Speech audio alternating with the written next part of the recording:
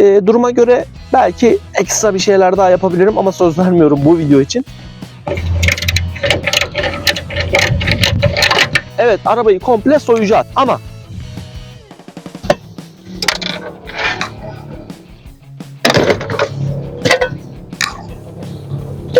maddi değerinin hiçbir ehemmiyeti yok ama manevi olarak motivasyon anlamında bizleri gerçekten motive ettiği için bir kere daha huzurlarınızda onlara da teşekkür ediyorum. 3 parça seçiyorum. Önce kaputu açmam lazım tabii.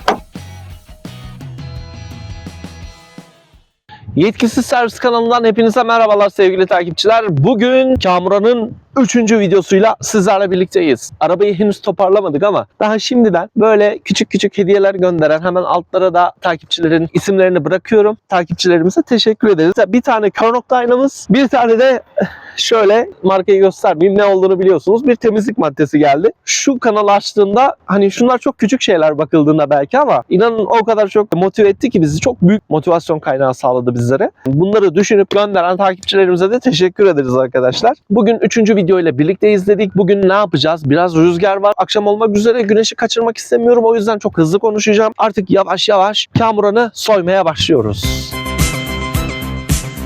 Kamuran'dan şimdi 3 tane parça seçeceğim. 3-4 artık ne olursa.